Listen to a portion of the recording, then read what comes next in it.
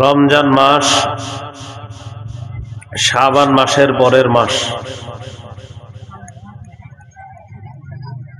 রমজানের বেশি দিন আর বাকি নাই। আজকে রাত গেলে 11 রাত, সম্ভবত ইনশাল্লাহ 11 রাত পরে আমরা রমজান মাস পেয়ে যাব। আল্লাহ শাবানে বরকত দান করেন আর আমাদেরকে রমজান পর্যন্ত আল্লাহ পৌঁছায় দেন। তো রমজান মাস এটা হলো বরকতপূর্ণ মাস। নাসাইর হাদিস, রাসূলুল্লাহ সাল্লাল্লাহু আলাইহি সাল্লাম রমজান মাস আসলে সাহাবীদেরকে বলতেন, قد جاءكم رمضان شهر مبارك, তোমাদের কাছে রমজান এসেছে, বরকতপূর্ণ মাস। ফারাদাল্লাহু আলাইকুম সিয়ামা, এই মাসে রোজা রাখা আল্লাহ ফরজ করেছেন তোমাদের উপর।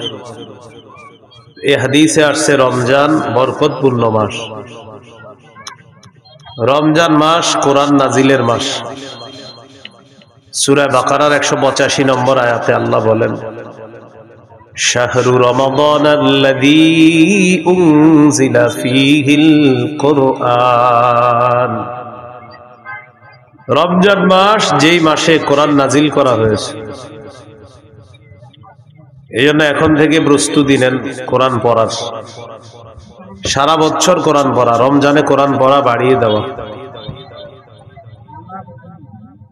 রমজান মাসে আপনারা তারাবির পরে রাতে একটু কোরআন পড়তে পারেন, সাহরির সময় একটু কোরআন পড়তে পারেন। সহিহ বুখারীর বর্ণনা 5011 নম্বর হাদিস। এই হাদিসের মধ্যে আছে, কানা রাজুলুন ইয়াকরাউ সূরাতাল কাহফি, এক সাহাবী সূরা কাহফ তেলাওয়াত করতেছিলেন রাতের বেলা। ওয়া ইলা জানিবিহি হিসানুন মারবুতুন বিশাতানাইন, তার পাশে তার ঘোড়াটা বাঁধা। তিনি সূরা কাহফ তেলাওয়াত করতেছেন। ফাজআলা ফারাসুহু ইয়ানফির, তেলাওয়াতের সময় দেখে ওনার ঘোড়া লাফায়। সুবহানাল্লাহ, ঘোড়া লাফায়। তো তেলাওয়াত বন্ধ করলেন, ব্যাপারটা বুঝতে চাইলেন। দেখে তামাশাতু সাহাবা, আকাশের একখণ্ড মেঘ আইসা তার বাসার উপরে উপস্থিত। ঘোড়ার লাফানো যত বাড়ে, তেলাওয়াত যত বাড়ে, ঘোড়ার লাফানো তত বাড়ে। উনি তেলাওয়াত বন্ধ করে দিলেন, মেঘখণ্ডটা চলে গেল। সকালবেলা রাসূলুল্লাহ সাল্লাল্লাহু আলাইহি সাল্লামের কাছে এসে গত রাতের ঘটনাটি শুনাইলেন। فقال رسول الله صلى الله عليه وسلم تلك السكينة تنزلت بالقرآن, রাসূলুল্লাহ সাল্লাল্লাহু আলাইহি সাল্লাম বললেন, এটা হলো প্রশান্তি, সাকিনা তানাজ্জালাত বিল কোরআন। তোমার কোরআনের তেলাওয়াত, এই তেলাওয়াতের কারণে সাকিনা প্রশান্তি আসমান থেকে তোমার ঘরের উপর চলে আসছে। আমরা তেলাওয়াত করলে সাকিনা আসে, প্রশান্তি আসে। তো এটা আমরা অনেক সময় দেখি না, কিন্তু এই সাহাবীকে আল্লাহ তাআলা দেখায় দিয়েছে। এই জন্য রমজান মাস কোরআন নাজিলের মাস। আজকে থেকে কোরআন পড়ার অভ্যাস করেন, আল্লাহ তৌফিক দান করেন। রাসূলুল্লাহ সাল্লাল্লাহু আলাইহি সাল্লাম বলেছেন, স্পষ্ট হুকুম, ইকরাউল কোরআন, তোমরা কোরআন পড়ো। আল্লাহ নবীজিকে বলেছেন ইকরা, আপনি পড়েন। নবীজি আমাদেরকে বলেছেন ইকরাউ, তোমরা পড়ো। এই জন্য আমরা রমজান মাস কোরআন নাজিলের মাস। যারা বয়স্ক আছেন, যারা কম বয়সী, যারা বিভিন্ন পেশায় নিয়োজিত আছেন, মাদ্রাসায় পড়েন না যারা, তারাও নিয়ত করে ফেলেন বিশুদ্ধভাবে এই কোরআনে কারীমের তেলাওয়াতটা অন্তত শিখে নেওয়ার চেষ্টা করবেন। অন্তত কিছু সূরা বিশুদ্ধভাবে শিখে নেওয়ার চেষ্টা করা। আল্লাহ তৌফিক দান করেন। রাসূলুল্লাহ সাল্লাল্লাহু আলাইহি সাল্লামের একজন সাহাবী নাম উসাইদ ইবনে হুযাইর। ভাই আওয়াজ বাড়াবেন না, আওয়াজ বাড়ালে কিন্তু আমি মাইক দূরে নিব।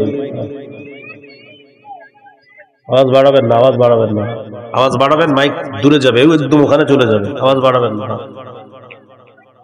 রাসূলুল্লাহ সাল্লাল্লাহু আলাইহি সাল্লামের সাহাবী উসাইদ ইবনে হুযাইর রাদিয়াল্লাহু তাআলা, বুঝছেন তো? আওয়াজ বাড়াবেন না, এটা হলো বাংলাটা বলছি। হ্যাঁ, আওয়াজ বাড়াবেন না। হ্যাঁ, রাসূলুল্লাহ সাল্লাল্লাহু আলাইহি সাল্লামের একজন সাহাবী উসাইদ ইবনে হুযাইর রাদিয়াল্লাহু তাআলা, সহিহ মুসলিমের বর্ণনা। তিনি একদিন রাতের বেলা কোরআন তেলাওয়াত করতেছেন। তার পাশে তার সন্তান, নাম হলো ইয়াহিয়া, সন্তান ইয়াহিয়া ঘুমাইতেছে। তিনি কোরআন তেলাওয়াত করতেছেন। আকাশের একখণ্ড মেঘ আসছে। আগেরটা ছিল বুখারীর বর্ণনা, এটা মুসলিমের। আকাশের মেঘটার যেটা আসছে, ফিহা আমসালুস সুরুজ, তাকায় দেখে এই মেঘখণ্ডের ভিতরে এরকম ছোট্ট ছোট্ট বাতি, লাইট দেখা যায়। মেঘের ভিতর বাতি। তো উনি যত তেলাওয়াত করে ওনার ঘোড়াটা লাফায়, তেলাওয়াত বন্ধ করে দিলেন এই আশঙ্কায় যে না জানি ঘোড়া লাফাইতে লাফাইতে তার সন্তান ইয়াহিয়ার উপরে পড়ে যায়, সন্তান মারা যেতে পারে, পদপিষ্ট হয়ে ইনজুর হয়ে যাওয়ার সম্ভাবনা। তেলাওয়াত বন্ধ করে দিলেন। সকালে রাসূলুল্লাহ সাল্লাল্লাহু আলাইহি সাল্লামের কাছে গেলেন। যাওয়ার পর বললেন, ইয়া রাসূলুল্লাহ সাল্লাল্লাহু আলাইহি ওয়াসাল্লাম, রাতের বেলা আমি কোরআন তেলাওয়াত করতেছিলাম, আকাশের একখণ্ড মেঘ বাসার কাছে আসছে, এটার ভিতরে ফিহা আমসালুস সুরুজ, ছোট্ট ছোট্ট বাতি দেখা যায়, ঘোড়াটা লাফায়। এই জন্য আমি তেলাওয়াত যত বাড়াই দেখি ঘোড়া তত লাফায়। নবীজি বললেন, ইকরা ইবনে হুযাইর, ও উসাইদ ইবনে হুযাইর, তুমি যদি আরো তেলাওয়াত করতা। সাহাবী বলেন, হুজুর আরো বললাম, ঘোড়া আরো লাফায়। নবীজি বললেন, ইকরা ইবনে হুযাইর, ও উসাইদ ইবনে হুযাইর, তুমি যদি আরো পড়তা। সাহাবী বলেন, হুজুর আরো পড়লাম, ঘোড়া আরো লাফায়। নবীজি বললেন, ও উসাইদ ইবনে হুযাইর, তুমি যদি আরো পড়তা। সাহাবী জবাব দিলেন, আমি পড়া বন্ধ করে দিলাম এই আশঙ্কায়, খাশিতু আন তাতা ইয়াহইয়া, আমি আশঙ্কা করলাম ওই ঘোড়াটা না জানি আমার সন্তান ইয়াহিয়ার উপরে পড়ে যায় আর পদপিষ্ট হয়ে আমার সন্তানের কোনো ক্ষতি হবে, এই আশঙ্কায় আমি পড়া বন্ধ করে দিলাম। পড়া বন্ধ করার পর দেখলাম ওই মেঘখণ্ডটা আরজা ফিল জাওয়ি, শূন্যে বিলীন হয়ে গেছে, উপরে গিয়ে শূন্যে বিলীন হয়ে গেছে। এটা আমি আর দেখি না। নবীজি সাল্লাল্লাহু আলাইহি সাল্লাম বললেন, তিলকাল মালাইকাতু তাসতামিউ লাক, তুমি যে মেঘখণ্ডের ভিতর বাতি দেখলা, এগুলা ছিল আল্লাহর অসংখ্য অগণিত ফেরেশতা, যারা তোমার তেলাওয়াত শোনার জন্য তোমার বাড়ির উপর চলে আসছে। তো তোমার আমি বারবার পড়তে বললাম কেন? তুমি যদি পড়তা ফজর পর্যন্ত, তোমার বাড়ির সামনে দিয়ে যে সাহাবীরা ফজরের নামাজ পড়ার জন্য মসজিদে যাইতো, তারা স্বচক্ষে ফেরেশতাদেরকে দেখতে পাইত। এই জন্য তোমারে বললাম, তুমি যদি আরো পড়তা, আরো পড়তা। তো রমজান মাস কোরআন নাজিলের মাস। কোরআন শুধু রমজানে পড়বেন এমন না, কোরআন রমজানে বাড়ায়া দিবেন পড়ান, আগে তো প্রতিদিন পড়বেন। তিনটা অভ্যাস নিয়মিত পালন করার চেষ্টা করবেন একদম সারা জীবন। কয়টা বলেন? তেলাওয়াত, 5 ওয়াক্ত নামাজ, সাধ্য অনুযায়ী দান সদকা। আপনার 2 টাকা সামর্থ্য আছে, সদকা করবো, 2 টাকাই করেন নিয়মিত। নিয়মিত নিয়মিত তেলাওয়াত, নিয়মিত 5 ওয়াক্ত নামাজ তো পড়তেই হবে, ছাড়ার কোনো সুযোগ নেই। 3 নাম্বার, সাধ্য অনুযায়ী দান সদকা। এতে করে 2টা লাভ। 1 নাম্বার, আল্লাহ আপনাকে পরিপূর্ণ প্রতিদান দান করবেন। 2 নাম্বার, দুনিয়া আখেরাতে আপনার মর্যাদা আল্লাহ বাড়ায় দিবেন। সূরা ফাতিরে আল্লাহ বলেন, 22 পারা 16 পৃষ্ঠার শেষ আর 17 পৃষ্ঠার শুরুতে আল্লাহ বলেন, ইন্নাল্লাযীনা ইয়াতলুনা কিতাবাল্লাহ ওয়া আকামুস সালাতা ওয়া আনফাকু মিম্মা রাযাকনাহুম সিররাও ওয়া আলানিয়া সিররাও ওয়া আলানিয়াতান ইয়ারজুনা তিজারাতান লান তাবুর। যারা কোরআন তেলাওয়াত করে, ওয়া আকামুস সালাহ, নিয়মিত 5 ওয়াক্ত নামাজ পড়ে, কয়টা হলো? 2টা। 3 নাম্বার, ওয়া আনফাকু মিম্মা রাযাকনাহুম সিররাও ওয়া আলানিয়া, যারা গোপনে প্রকাশ্যে আমার দেয়া রিজিক থেকে দান করে, সদকা করে। ইয়ারজুনা তিজারাতান লান তাবুর, তারা এমন একটা ব্যবসার আশা করে যে ব্যবসায় কোনো লস নাই, শুধু লাভ আর লাভ, যে ব্যবসা কখনো ধ্বংস হবে না, এই ব্যবসা লাভ আর লাভ। তো আল্লাহ বলেন কি লাভ? লিউয়াফিয়াহুম উজুরহুম, যাতে আল্লাহ তাদেরকে পরিপূর্ণ প্রতিদান দান করেন, এটা 1 নাম্বার।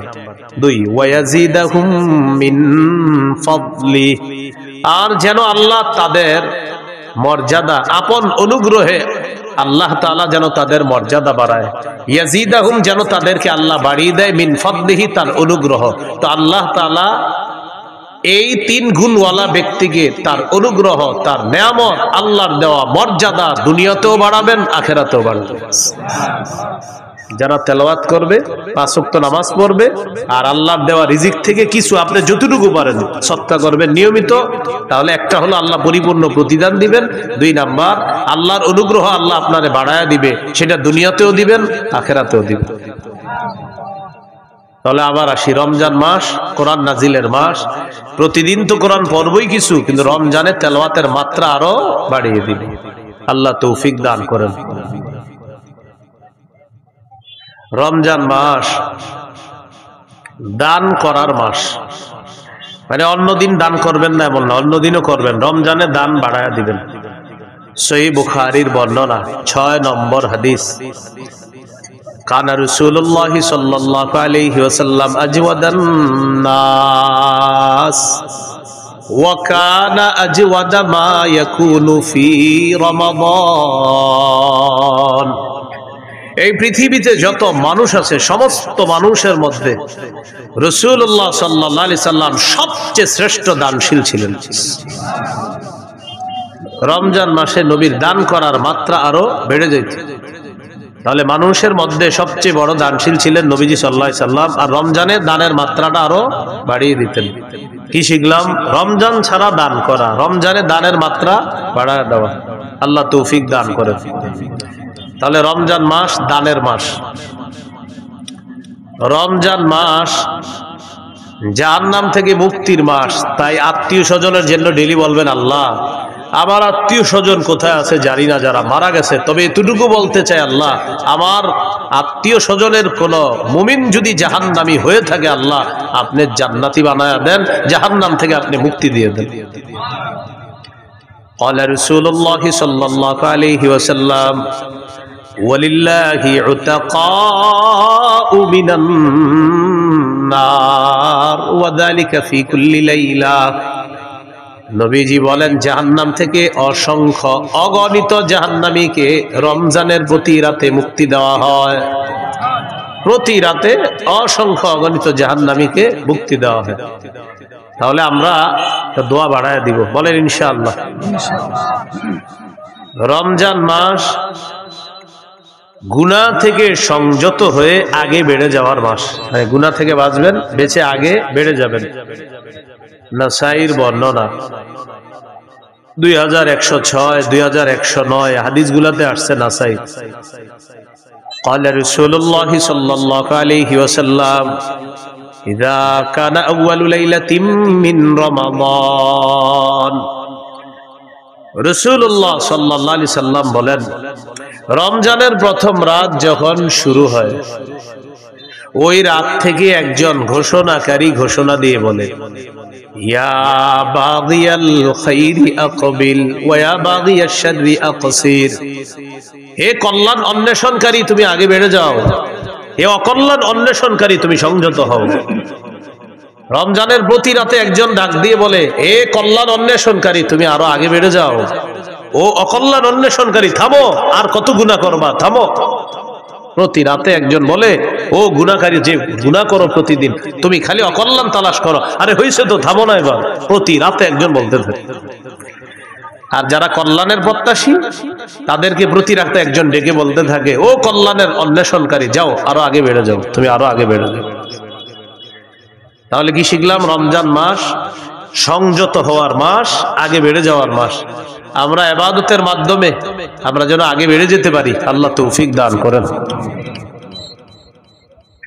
রমজান মাস নেকির কাজ আগের মাসে যা করছেন এই মাসে করলে এই নেকিটা আল্লাহ আরো বাড়ায় দিবে। সওয়াব বহুগুণে বৃদ্ধি করার মাস হলো রমজান মাস। এক আনসারী নারীকে রাসূল সাল্লাল্লাহু আলাইহি সাল্লাম বললেন, قال رسول الله صلى الله عليه وسلم لامرأة من الأنصار, নবীজি এক আনসারী নারীকে বললেন, ইআতামিরি, রমজান মাসে তুমি উমরা করো। রমজানে কি করো? তুমি উমরা করো। ফাইন্না উমরাতান ফীহি তা'দিলু হাজ্জাতান, রমজান মাসে উমরা করা হজের সমতুল্য হয়ে যায়। দেখছেন নি? রমজানে উমরা করবেন, হজের সমতুল্য। এজন্য আপনারা যারা উমরার নিয়ত আছে অনেকের, মাশাআল্লাহ, আপনি পারলে একটু রমজানে উমরা করেন। ফাইন্না উমরাতান ফীহি, রমজানে উমরা করা তা'দিলু হাজ্জাতান, হজের সমতুল্য হয়ে যায়। আল্লাহ যাদেরকে সামর্থ্য দান করছে, একবার রমজানে একটু গিয়ে দেখেন কি অবস্থা হয় সেখানে। আল্লাহ তৌফিক দান করেন। তাহলে রমজান মাস সওয়াব বহুগুণে বৃদ্ধির মাস। এই মাস হলো কি মাস? রমজান মাস। রমজান মাস শয়তানকে শিকলে আবদ্ধ করার মাস। قال رسول الله صلى الله عليه وسلم إذا كان أول ليلة من شهر رمضان صفدت الشياطين وفي رواية سلسلة الشياطين ومردة الجن, রমজানের প্রথম রাত যখন শুরু হয়, অবাধ্য জিনগুলাকে শিকলে আবদ্ধ করা হয়, শয়তানকে শিকলে বন্দী করা হয়। তাহলে রমজানে আমরা দুষ্টামি করি কেন? রমজান মাসে শয়তান তো শিকলে আবদ্ধ, রমজানে এরপরে গুনাহ করে না অনেকে? এটা কেন করে বলেন? অভ্যাসগত গুনাহ। কি গুনাহ? রমজানে যারা গুনাহ করে এটা অভ্যাসগত গুনাহ করে। প্রতিদিন রাত 7টা বাজে সে রিমোট দিয়ে টেলিভিশন ছাড়ে। রমজানে আপনার ইফতারির পরে কি করছে? 7টা বাজে বাস রিমোটটা হাতে নিয়ে ছেড়ে দিয়েছিল। স্ত্রী বলে, রমজান মাস আপনারা জানেন না? ও ইন্না লিল্লাহি ওয়া ইন্না ইলাইহি রাজিউন, মানে ওনার মনে নাই, আসলে উনি যে রমজান এটা মনে নাই। আজকে রিমোটটা নিছে রমজানে, কি কারণে? অভ্যাস। ওই যে প্রতিদিন টেলিভিশন ছাড়ে, রমজানেও ছাড়ছে, অভ্যাসগত গুনাহ। এখান থেকে কি বোঝা যায়? আপনি আজকে থেকে গুনাহ ছেড়ে দেওয়ার অভ্যাস করেন, না হয় রমজানে গিয়ে অভ্যাস ছাড়তে পারবেন না। আল্লাহ তৌফিক দান করেন। আল্লাহ তাআলা পবিত্র কোরআনে বলেন, ওয়াযারু যাহিরাল ইসমি ওয়া বাতিনা, প্রকাশ্য গুনাহ গোপন গুনাহ ছেড়ে দাও। রমজানের প্রস্তুতির মধ্যে এটা একটা প্রস্তুতি, প্রকাশ্য গুনাহ গোপন গুনাহ ছেড়ে দাও। তাহলে আজকে থেকে প্রকাশ্য পাপ গোপন পাপ সবগুলা ছেড়ে দিব, বলেন ইনশাআল্লাহ।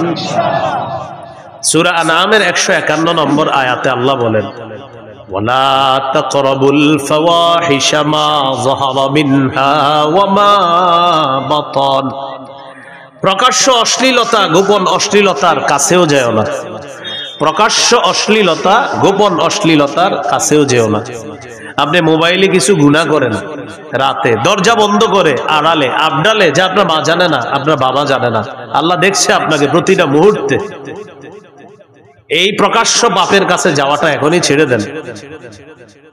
যেমন জিনা নামক পাপের মধ্যে অনেকে জড়িয়ে পড়ে মোবাইলের মাধ্যমে। কানের জিনা, চোখের জিনা, ভিডিও কলে কথা বলছেন, যার সাথে কথা বলা হারাম, চোখের জিনা হচ্ছে। যার সাথে কথা বলা হারাম তার সাথে কথা বলছেন, মুখের জিনা হচ্ছে। দেখে দেখে কথা বলছেন, চোখের জিনা। কানে শুনছেন তো কানের জিনা। মোবাইলে কোনো SMS লিখছেন খারাপ তাকে, এটা হাতের জিনা হচ্ছে। তার সাথে সাক্ষাৎ করবেন, পা দিয়ে হেঁটে হেঁটে রওনা করলেন, পায়ের জিনা হচ্ছে। অন্তরে কল্পনা করছেন সে দেখতে এমন এমন, অন্তরের জিনা হচ্ছে। সহিহ বুখারী 6612 নম্বর হাদিস। রাসূলুল্লাহ সাল্লাল্লাহু আলাইহি সাল্লাম বলেন, ইন্নাল্লাহা কাতাবা আলা ইবনি আদম হাযযাহু মিনাজ জিনা আদরাকা যালিকা লা মাহালা। আল্লাহ তাআলা আদম সন্তানকে জিনার পরীক্ষা দ্বারা পরীক্ষা করেন। এই পরীক্ষায় সবাই পড়বে। ফাজিনাল আইনি আন নাজরু, চোখের জিনা হলো দেখা।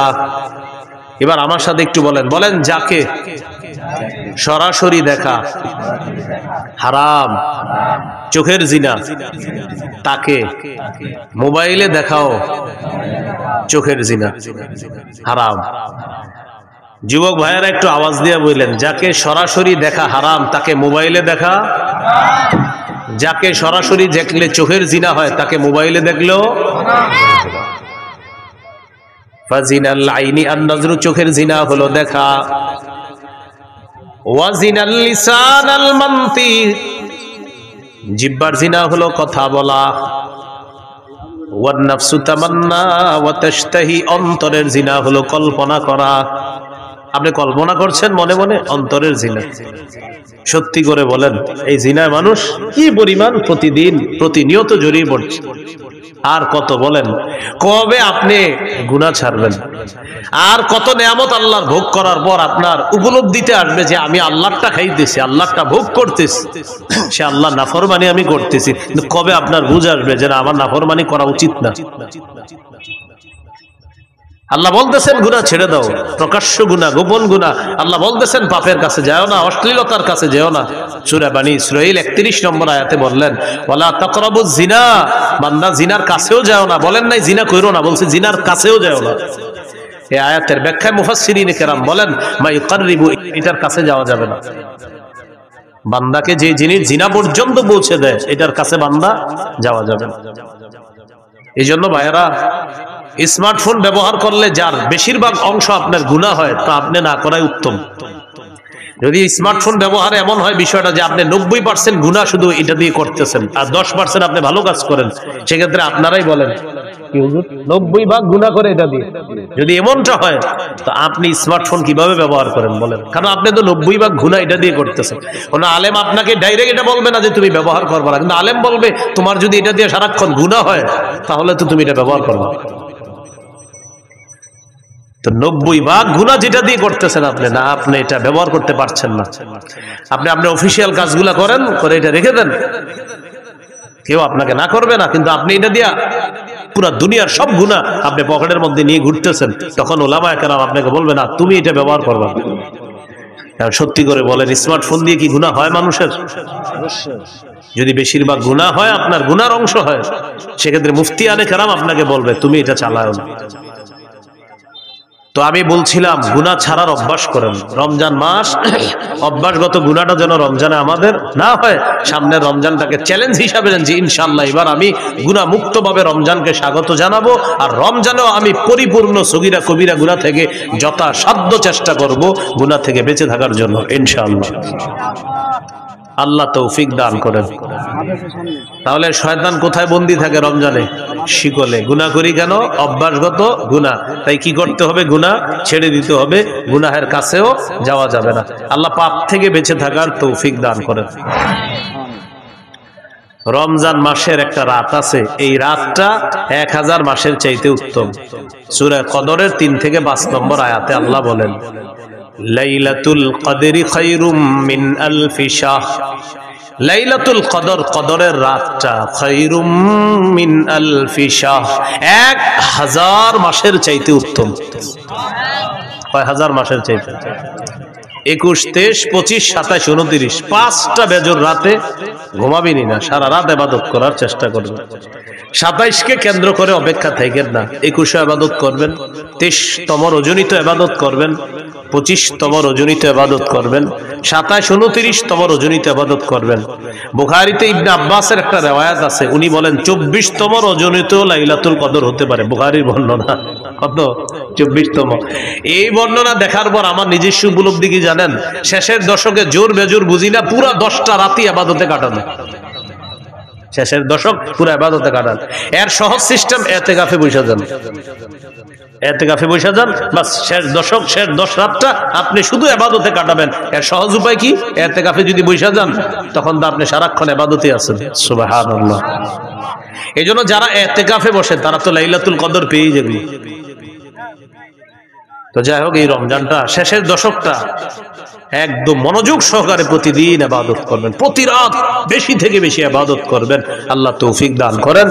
এরপরেও যেন বেজর রাত্রিগুলো একটাও আমাদের মিস না হয়, মনে থাকবে তো ইনশাআল্লাহ?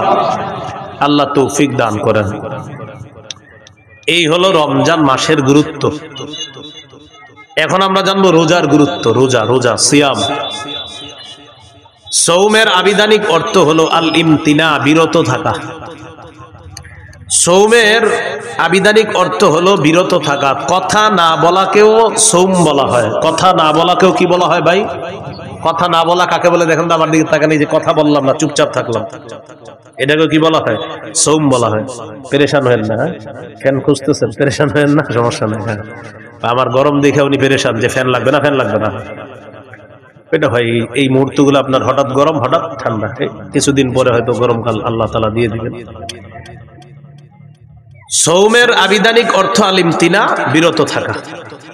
সৌমের আরেকটা আবিধানিক অর্থ হলো কথা বলা থেকে বিরত থাকা। এইটা আমাদের দেশে যদি আইন করা যাইতো, রমজানে কথা না বলা, খুব ভালো হইতো। এমনি রোজা রাখে না খায়া, কিন্তু জিহ্বা বন্ধ রাখে না। মানে জিহ্বাকে খানা থেকে বন্ধ রাখলেও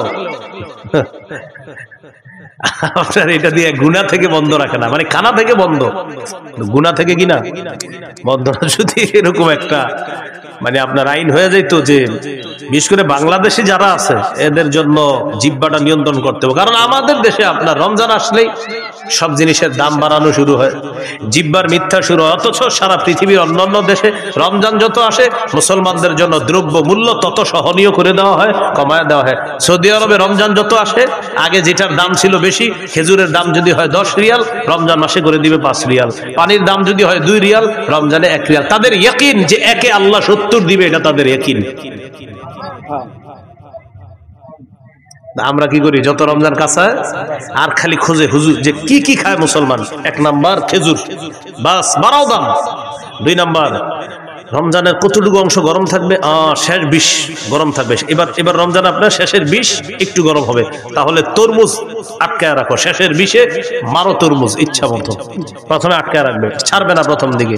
তখন এটা বাড়াবে, গুদামজাত করবে, এরপরে আপনার এটা সময় মতো বাড়ায় দিবে। এটা কি বলেন ভালো কাজ হলো না এটা সুযোগের অসৎ ব্যবহার করা হলো? অসৎ ব্যবহার। এটা মুসলমানকে, রোজাদারকে কষ্ট দেওয়ার শামিল। আল্লাহ হেফাজত করেন।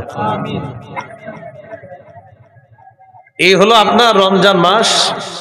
সৌমের একটা অর্থ হলো কথা থেকে বিরত থাকা, এটাও সৌমের একটা অর্থ। যেমন পবিত্র কোরআনে সূরা মারিয়ামে আছে, ঈসা নবীকে তার আম্মা যখন কোলে নিয়ে মানুষের কাছে যাইতেছে, টেনশনে পড়ে গেছে। ঈসা নবীর আম্মা বলতেছে, আল্লাহ ইয়া লাইতানি মিতু ক্বাবলা হাযা, আহারে এই দৃশ্যের আগে যদি আমি মারা যাইতাম ভালো হইতো। ওয়াকুনতু নাসিয়াম মানসিয়া, আমার যদি সব ভুলাইয়া দেওয়া হইতো, আমি যদি এমন হইতাম যে সব ভুলে গেছি, তাহলে ভালো হতো। আমার যদি সবাই ভুলে যেত ভালো হতো। কারণ আমি এখন সন্তান নিয়ে যাব, আমার স্বামী নাই, কোনো পুরুষ আমাকে স্পর্শ করে না, জাতি তো আমাকে বলবে সন্তান করতে গেছে। তো বলতেছে ইয়া লাইতানি মিতু ক্বাবলা হাযা, হায় আমি যদি এর আগে মারা যাইতাম। ঈসা নবীর আম্মা এটা বলতেছে। তো আল্লাহ তাআলা ঈসা নবীর আম্মাকে বললেন, فَإِمَّا تَرَيِنَّ مِنَ الْبَشَرِ أَحَدًا فَقُولِي إِنِّي نَذَرْتُ لِلرَّحْمَنِ صَوْمًا فَلَنْ أُكَلِّمَ الْيَوْمَ إِنسِيًّا।